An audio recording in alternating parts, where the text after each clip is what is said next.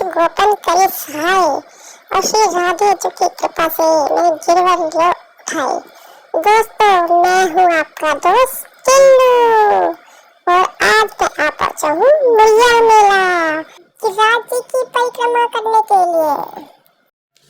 तो आइए शुरू करते हैं गिरिराज जी की परिक्रमा। सबसे पहले हम प्रभु को प्रणाम करेंगे, गिरिराज धरण हम शेष हैं, और उसके बाद तीन बार हम प्रभु को दंडवत प्रणाम करेंगे। गिरिराज धरण हम तेरी शरण, गिरिराज धरण हम तेरी शरण, गिरिराज धरण हम तेरी शरण। और 3 दंडवती लगाने के बाद हम चलेंगे आगे परिक्रमा के लिए। परिक्रमा मार्ग में आप देख रहे हैं कितना रश है, क्योंकि मुड़िया मेला शुरू है 81 से लेकर और पूर्णमासी तक ये रहेगा, गुरु पूर्णिमा जिसे कहते हैं। तो लाला राधे राधे बोलते हुए आगे को बढ़िए, और देखो आगे बढ़ते ही हम सबन को क्या दिख रहा है, बड़े प्यारे प्यारे भजन जो कि ये सारे लोग गा रहे हैं।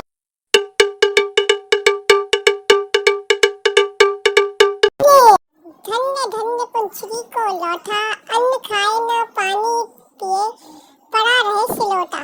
धन्य धन्य है पंछी को लौटा, सतयुग के ये शिव है, त्रेता के हनुमान, द्वापर के मदमंगल है, और कलयुग के पुंचरी का लोटा भगवान।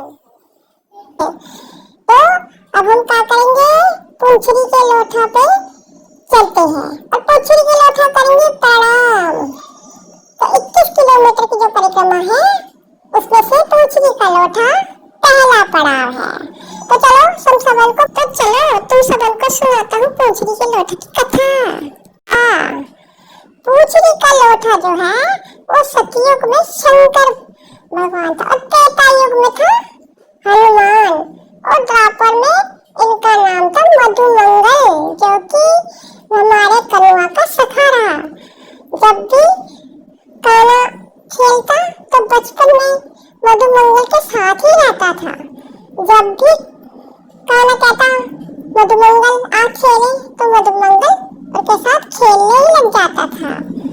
तो जब कान्हा लीला समाप्त करके बैकुंठ को जाने लग गया था, तो उसने अपने सखा पुंचरी का लोटा यानी कि मधुमंगल को गोवर्धन पर्वत की तलहटी में विराजमान करा दिया, और साथ ही कहा कि बैठे रहो, और जो भक्त गिरिराज जी की परिक्रमा करने आवे तुम्हें उसकी हाजिरी लेनी चाहिए इसी समय। तो इसके ताई हमारा कनुआ राजी हो गया, और जब ये घटना हुई तो इसके बारे में गोपिन को सब पता चल गया, और उन्होंने जो था कनुआ को पूरे ब्रजमंडल में ढूंढा, लेकिन वह कितु भी ना मिले। इसके बाद उनको श्री कृष्ण के जो सखा है ना मधुमंगल पुंचरी का लोटा के बारे में पता लगी, तो उनसे पूछने के टाइम आई। इस दौरान एक गोपी ने दूसरी गोपी से बोली, अरे तू पुंचरी, तो दूसरी तीसरी से बोली तू पुंचरी। इसके बाद वह यहाँ से लौट गई, और इसका पूछने के कारण इस स्थान का नाम पड़ा पुंचरी का लोटा। तो बोलो पुंचरी के लोटा की हुप हुप हुप। तुम सबन को पता है गिरिराज जी की परिक्रमा अगर राधे नाम का उच्चारण ना हो तो परिक्रमा में क्या होता है पता है ना, ये राधा रानी हमारी सरकार है। तो चलो राधे राधे का उच्चारण करते हैं, राधे राधे राधे राधे राधे राधे राधे राधे राधे राधे। अब हम चलते हैं अपने अगले पड़ाव जतिपुर। जब ब्रजवासियों को इंद्र के कोप से बचाने खातिर हमार कनुआ ने अपनी सबसे छोटी उंगली के नख पर, पता है सबसे छोटी उंगली के नख पर धारण कर लिया था या गिरिराज को, जो यहाँ है गिरिराज को धारण करके खड़ा रहा था पूरा उंगली पर अपनी, और सारे इंद्रवासिन को उसने अपने नीचे खड़ा कर लिया था। 7 रात 7 दिन लगातार ये इंद्र को बरसाता रहा, पर मेरा छोटा सा कलुआ अपनी कन्नी सी उंगली पर ये राज पर्वत को रख के खड़ा रहा, बिल्कुल एक पैर पर। तो यहाँ पर ही मेरा कनुआ जो है वो छोटी उंगली पर रखकर खड़ा हुआ था, और यहाँ पर रोज मेरे कानों को 56 भोग लगे, 36 व्यंजन बने, अन्नकूट भी, और भोग भी विशेष मनोरथ के लिए आलू की जलेबी।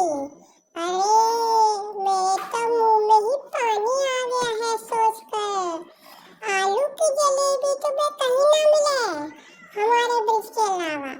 हमारे ब्रिज में आलू की जलेबी, यहाँ की परिक्रमा भी कर लो। तो चलो अब गिरिराज जी को दूध चढ़ाता हूँ, जरा ऊपर चढ़ के देखो तो सही कैसे चढ़ा पाऊंगा। अरे इतनी भीड़ है लाला मुड़िया मेला में, कहीं गिर ही न जाऊं। अरे गिरिराज महाराज की जय। चलो जगह तो मिली, अभिषेक तो कर लूं जरा मैं। तो अभिषेक का एक भजन तो बनता है, तेरे जग की पुराने दूध चढ़ा, तेरी हो रही जय